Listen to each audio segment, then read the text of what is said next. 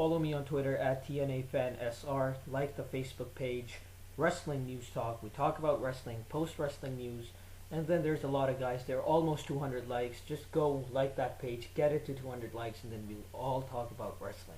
TNA, WWE, OVW, ROH, all kinds of wrestling, indie wrestling, NXT, whatever. So this is a review of the 6th June 2011 Impact Wrestling show. It starts off with Bully Ray coming out talking to Mike Tenay and Taz, and hugs or shakes hands with Taz, whatever, and then goes into the ring and talks about how he single-handedly beat the Stinger, single-handedly beat the Stinger at Slammiversary, and he deserves to be in the Hall of Fame, not Kurt Angle or Sting. Then he calls out Dixie Carter, but he gets Hulk Hogan, not Dixie, the president, but Hulk Hogan, the GM of Impact Wrestling, and Hulk Hogan, just like a babyface does, he talks about the crowd and everything and the city he's in. I forgot the city, I don't remember, but he was talking about the people and everything, and then he booked Bully Ray versus Jeff as the main event of the night, and there would be a hammer. That's what he said. There would be a hammer hanging on the top, whatever, and then the person who grabs it first can use it, and yeah, it was a ladder match to get the hammer and then beat the shit out of each other, and it wasn't for the World Heavyweight title. Hulk Hogan versus Jeff Hardy, the guy Bully Ray screwed not just once, but twice, or maybe 3 times, I don't know. Then Chavo and Hernandez are backstage, and Hernandez says that they have been added to the BFG series, which I thought was kind of stupid, but then later on I got to, it was the qualifier. That's what Hernandez didn't tell us. He just said that they are added into the BFG series, but Chavo kind of turns heel on Hernandez here, kind of. Chavo says that it's every man for himself, and then Hernandez tries to shake hands with Chavo, but then he just walks away. Chavo walks away, and then there's an ad. After the ad, we have Chavo versus Hernandez for the BFG qualifier, BFG series qualifier, and there's a lot of bumps for Hernandez. Like, he was dropping all over the place. He jumped, and then Chavo got out of the way, and he dropped on the mat like really hard. And respect for all the wrestlers and stuff. And then he won with a roll up, Hernandez, which is not something that I was really looking for. You want to make him look like a beast, so you gotta make him win like a beast, like, hit Chavo with a move. But then there was respect at the end of the match. They both, I guess, shake the hands or hugged, which kind of shows that Chavo did not turn heel on Hernandez, but whatever. Then Rampage Jackson, we see him backstage. He just comes out a door, and then he talks with Gunner and Storm, and that's it. Then we get Devon. Walks out, talks about how Abyss stole he stole something. I wrote notes for this. I forget things really quickly. I'm sorry. He talks about, oh yeah, he said that Abyss, you stole the title from me. It wasn't supposed to be against you. It was supposed to be against your brother, Joseph Park. I need my title shot. Joseph Park comes out and he says that, Devon, you robbed my chance to become the TV title, or at least be in the match. You just robbed that chance. And then he says that he's tired of being bullying, and he attacks Devon. And then Devon starts, when Devon gains some momentum, he starts attacking Joseph Park, and now he's hitting him on the head. I know Joseph Park's gonna bleed. I could feel it. And then he turned to becoming Abyss, and then Abyss's music hits, but nobody comes out. And then later you see Joseph Park is bleeding from his head, and he turns all crazy. And then there's the ad, and it pissed me off. I wanted to see Joseph Park beat the shit out of Devon, but that did not happen. And then during the Devon promo, when he was talking about Abyss and the title shot, he said, "I'll find your ass, bitch."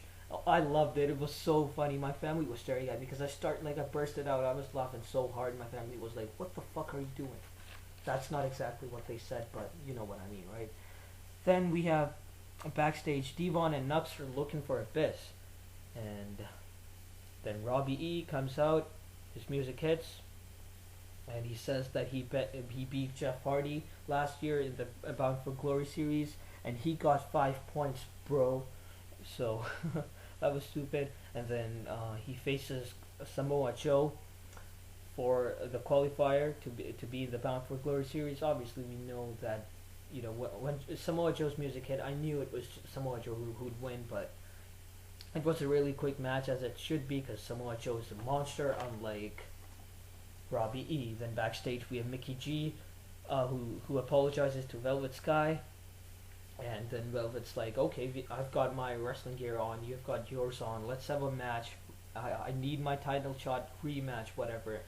But Mickey says that she has another person already booked and everything. She has to fight that person. So Velvet gets mad and she does not get the chance to face Mickey James for the Knockouts title. Then we've got Angle's Hall of Fame package again. And that is being played. Respect to Angle, deserves to be in the Hall of Fame. And then JB, he introduces the big free agent that TNA signed, Quinton Rampage Jackson. He comes out and he's basically JB asks him about how he feels and everything, and Rampage Jackson is like, he says that he started off being a wrestling fan, but then he became an MMA fighter, and he says that now that he's in Impact Wrestling, to be the best, he has to beat the best. Angle's music hits right after that. Seconds after that, he comes out. He says, "You might be the best MMA fighter, but this is my ring. This is my world." And Angle actually saved this segment because the way it was going for Rampage Jackson and everything, it was not that good. Even though it was good to see Rampage Jackson in TNA, but he could not cut a promo. JB tried to save it, but he's just a ring announcer. And then Angle saved it, and then Angle says that someday when you're ready, he says this to Rampage Jackson, that when you're ready, you can come fight me, and it's real. It's damn real. What he's actually trying to say here, pro wrestling, it's not fake. It's real. It's damn real. And then they have a UFC stare, an MMA stare. It was great. They shook hands, and it was like just to respect each other and everything. But then they have this stare, and Quinton actually acted really well here. He gave this really mean baby face kind of a look, you know what I mean? Both of them are baby faces, but Angle looked serious. He did not talk about the crowd. He did not smile at once. He just did not smile. He was really serious about this, and it was good to see that. Then we've got Jeff backstage. He talks about how he wants revenge against Bully Ray and how he wants to win the title again, or have a rematch, which will happen later in the main event, but it wasn't for the title.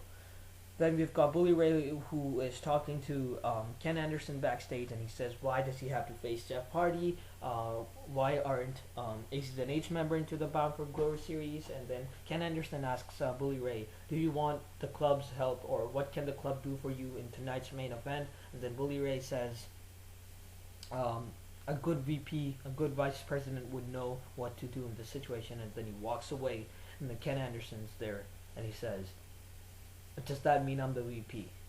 There you go. New vice president of the Aces and Eights, Ken, Mr. Anderson, whatever, same thing. You know what I mean? Kennedy, Anderson, Ken Anderson. Then we've got next match, Gunner, Storm, and Chris Sabin versus Kenny King, A-Double, and Bobby Roode. And Gunner was over. Like, crowd cheered for Gunner a lot. Like, when James Storm, I guess, was in the ring, he was fighting A-Double, I guess, Austin Aries.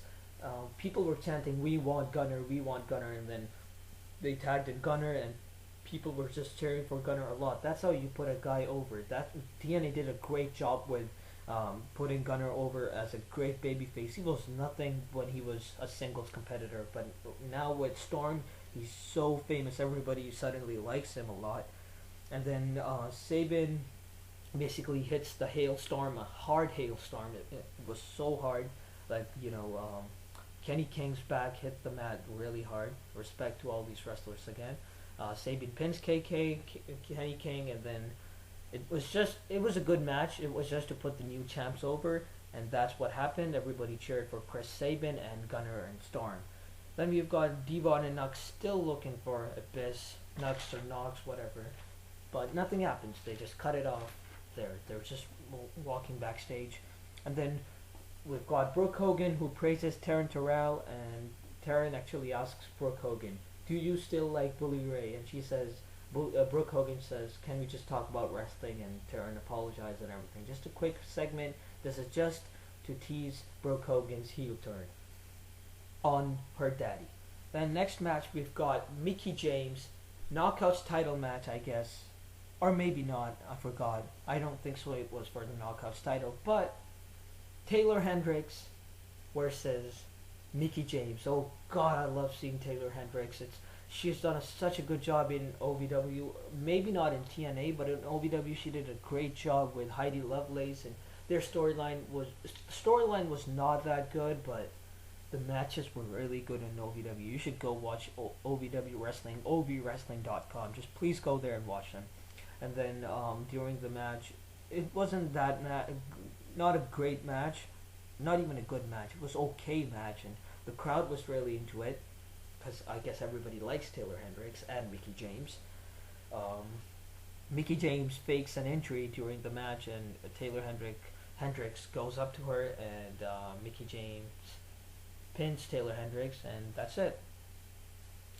Mickie James wins.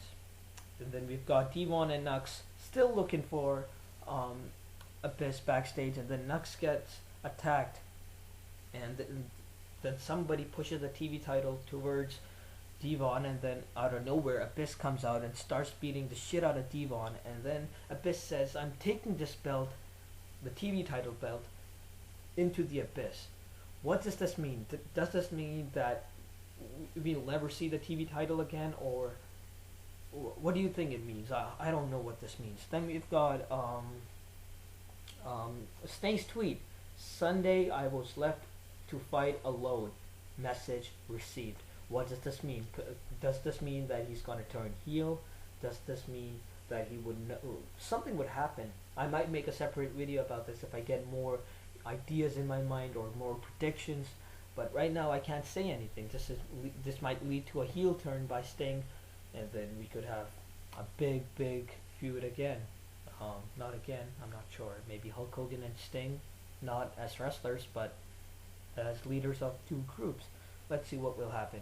Then we've got Hardy versus Bully Ray. Hardy actually looked so good in this match. I actually liked this match a lot. It was not as good as the Full Metal Mayhem. Obviously, there weren't any tables or chairs, but this was still a great match. And then Bully Ray started mocking Hulk Hogan with the 5 thing, where he puts his hand behind his ears and brother and everything. And then Bully actually got ready for that. If you watched the show, he got ready for that letter spot when he was in the corner. He just spread his legs out and then put the letter close to his crotch, and then Jeff Hardy hit the drop kick, and it was so funny after that. Like Bully Ray gets up and then he beats Hardy down, and then he yells out. He looks at Taz. He's like, "Taz, my balls!" And it was so funny. I started laughing again. It was so good. It was so funny. I just enjoyed it a lot. The match was good. The crowd was really good, and Hardy had a few really hard bumps and everything. And then I think it was a good match. And Hardy tried to use the hammer. I didn't get this. Bully Ray takes the hammer. He has the hammer in his hand.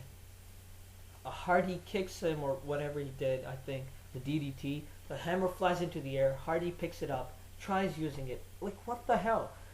Bully Ray took the hammer. He's the one who should use it. I don't care if it's in the air. He's the one who took it from the hook or whatever it's hanged with.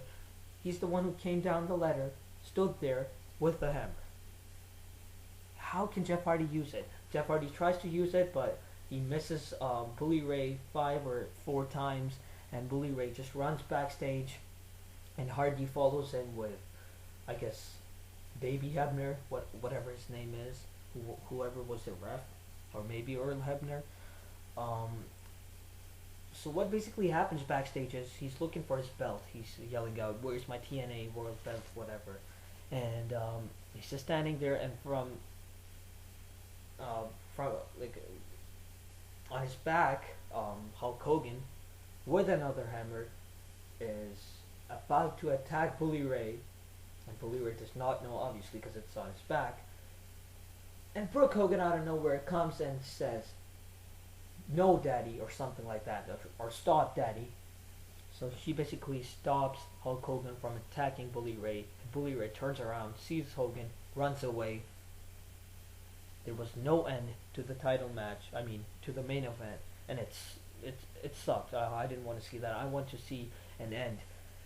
This show wasn't the best show. I'd give it a 6.5, or being a TNA fan, a TNA mark as they like to call me, I'd give it a 7 out of 10. But honestly, 6.5 or 6 out of 10. Wasn't the best show. There was no end to the main event, and the knockouts match wasn't that good, even though they should have tried to have a good match after this anniversary match. And this ended up with Brooke Hogan's heel turn hint. So let's see what happens. She'll turn heel for sure. This is what I predicted. This is what all other sensible YouTubers have predicted too. So once again, follow me on Twitter at TNAFanSR. Like the Facebook wrestling page, Wrestling News Talk.